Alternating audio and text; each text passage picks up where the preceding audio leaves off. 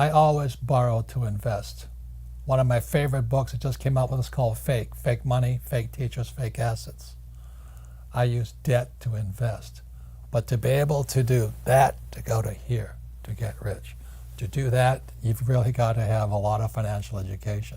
I don't recommend it, but it's the best way to get rich. President Trump, you know, my friend, we wrote 2 books together. I know some of you guys hate him. A lot of people hate the guy, but he's very smart. He's a capitalist. Obama, socialist, communist. Hillary, crook. So anyway, be very careful right now because I use debt, Trump uses debt. The more debt we use, the less tax we pay. That is why I love real estate. I can use debt and pay no taxes, make a lot of money. So that's really what I teach. I don't recommend it, but for those of you who understand what's called an infinite return, it's the best way to get rich, but you have to have a lot of financial education. So the reason the rich don't pay taxes is because there's 3 types of income. They'll never teach you this in school. The fake teachers will never. Number one there's 3 types of income. Okay, number 1 type of income is earned income. That's earned income. It's when you work for money, it's earned. Mm-hmm. So that earned income shows up here. So these are the guys that pay tax. So when all the guys are screaming tax the rich, well, you can't tax them because they don't have jobs. Mm-hmm. That's absolutely It's kind of funny, isn't it? We're going to tax the rich. Oh yeah, good luck, you know. And then the second type of income is portfolio income. And portfolio income is from flipping houses, or you buy a stock for like $10, you sell it for $20. That's portfolio income. Okay? I don't do that. Trump doesn't do that. So most guys who are flipping houses and all that, buying stocks and flipping to you're getting this type of income. So this income is about 20% today. Some of that here. But the income that the rich work for is called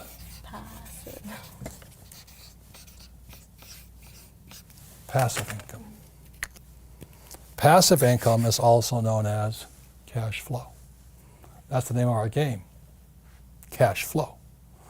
And that income is income that's flowing from here to here. It bypasses taxes. So I know it doesn't sound fair, and it isn't fair. I don't disagree with you. But what's not fair is our schools, which are part of the problem, will never explain that. Our school system is so fake, it's more fake than those fake plastic plants there. And these teachers, bless their heart, they don't know any of this. And I really want to talk to you about the most important subject for all of us today, rich, young, poor, or old. It's called financial education. And as you know, our school systems teach us nothing about money. Nothing. It's pathetic. You know, they have financial literacy courses today. Well, that's not financial education. You know, it's really pathetic. And what's happening for most people today is, you know, they follow that age-old mantra, go to school. What do you learn about money at school? Nothing. Get a job. Well, jobs are disappearing. Not only that, is that with artificial intelligence and G5 coming, more jobs are going to get wiped out, plus with driverless cars, more jobs are getting wiped out. So why would you go to school to get a job? And then work hard for money, but pay taxes. Taxes are going to keep going up, sports fans. They have to. Somebody's going to pay off this massive mountain of debt stacking up all over the world. And the only way they pay off debt is via taxes. And then they tell you to get out of debt. Oh God. Debt is money. Please understand me. In 1971, when Nixon took the dollar off the gold standard, money became debt. So the rich know how to use debt to get rich. And that's what I do. My friend Donald Trump, I know some of you hate the guy, more power to you, you know. But we use debt as money. And other guys will tell you get out of debt. Well, you choose. The rich use debt to get rich, and the poor and middle class get wiped out because they're in debt. That's because of the lack of financial education. And they tell you to invest for the long term in a well-diversified portfolio of stocks, bonds, mutual funds, and ETFs. The key word in there is invest for the long term. Why would you invest for the long term when they're printing trillions of dollars and ZIRP, zero interest rate policy, they're paying you nothing for your money? And you're going to hold for the long term? And you got HFT, high frequency trading? You know, they can trade 1,000 pieces of stock in a second, and you don't have a prayer. You're trading against a machine, a robot. So all this financial advice people are giving out there is a recipe for disasters. Again, this is my message to anybody, including millennials, is where is your head? Yeah. You know, I know most millennials, they want a high-paying job. They want to be able to pay the rent, and eat, and all this stuff. And then you dream of the big house, a nice car, and all that. But that's why 99% of Americans are broke, because their heads are in the wrong spot. So when I asked Kim if she would take an accounting course, it was just 2 days. You know, I wanted to see if her head could get into the asset column. That was the difference, wasn't it? Yeah, and actually, it didn't happen right at that moment. But You fell in love with me? Of course I did. Of course I did. But this started the journey on investing. This started the journey on assets. Mm-hmm. But I do remember the moment down the road where, just like everybody else, I was focused on the income column. Mm-hmm. Get a job, get the pay raises. If you're an hourly wage, work more hours or raise your hourly wage. So I was always focused here. And then finally, after we'd actually bought some investment properties, the light finally went on, and I'm like, instead of focusing on acquiring income, what if we focus on just acquiring assets, that the assets go into the income column? Like this. So that was a huge shift in my mindset. And once that shift happened for me, I don't think about the income column anymore. I just think about the asset column. And that's our game called cash flow. Yeah. The first way you understand risk is you look in the mirror. It's who's looking back at you.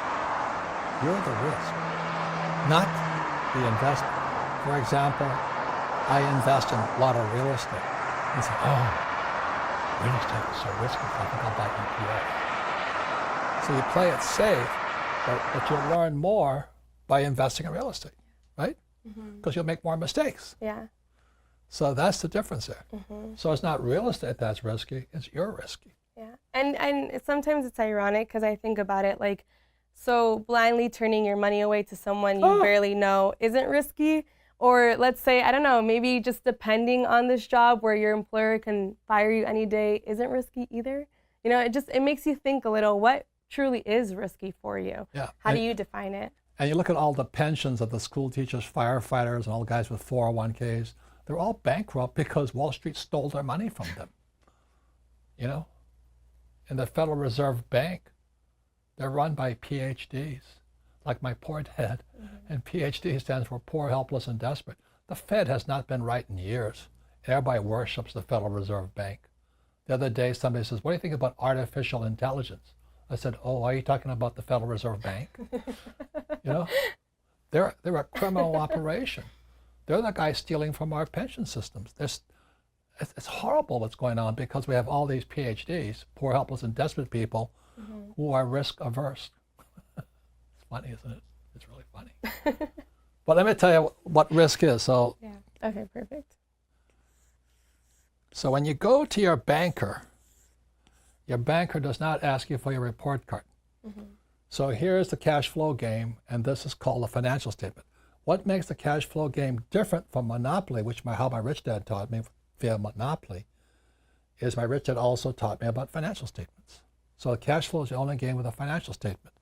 So really simply, when you look at a financial statement, there's income, expense, assets, liabilities. There's one more thing in the cash flow game on the financial statement you'll see. It's the most important statement of all. is called the statement of cash flow. It's off to the side here.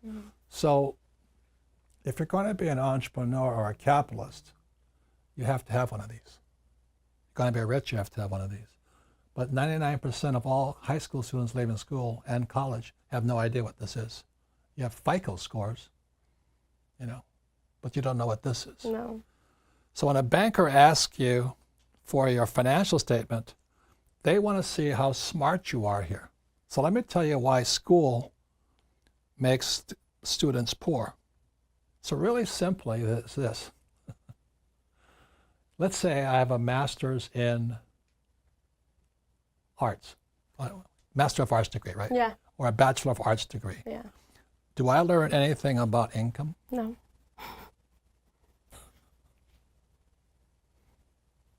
What about Greek mythology? Oh, there you go. I That's very learned important. nothing about income. And we wonder why kids are leaving school, or young generation, looking for that high-paying job. But now let me ask you this. If you have a degree in technology, do you learn anything about assets? Never. So you could be a techie and you know nothing about this. Yeah. You could be a techie and know nothing about this. You see, when a banker looks at your financial statement, they're looking at the mirror of you. This is a reflection of you. And if you got Jack here and Jack here, then you're not that smart financially. So the reason the cash flow game is such an important game, it teaches you what is important to your banker or for a capitalist or for an entrepreneur, is an entrepreneur's got to know how to increase their income. Yeah. And an entrepreneur's got to know how to create assets. If you don't know those two things, you should not be an entrepreneur. You should be an employee, which is why so many young people coming out of school have massive student loan debt over here, right? But they don't know anything about this and about this here. That's risky. And we always have to find outside resources to like find this information, learn this information, you know, taking courses here at Rich Dad, learning through your seminars. And so it's really astonishing how something that's supposed to prepare you for the future leaves you with just the most important documents that we're told that we need to have are a resume and your report cards, your transcripts. But in reality, if you're going to be an employee. Exactly. But for entrepreneurship, which is what a lot of people come to us for, this is where you can learn it here, because in the school system you won't. You see, if you're going to increase your income right over here, you need a real teacher. If you're going to acquire assets, you need real teachers.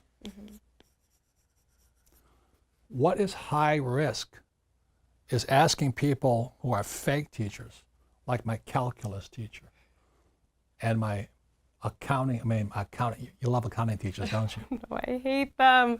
Did your accounting teacher know anything about this? No, nothing. Did your accounting teacher know anything about this? No.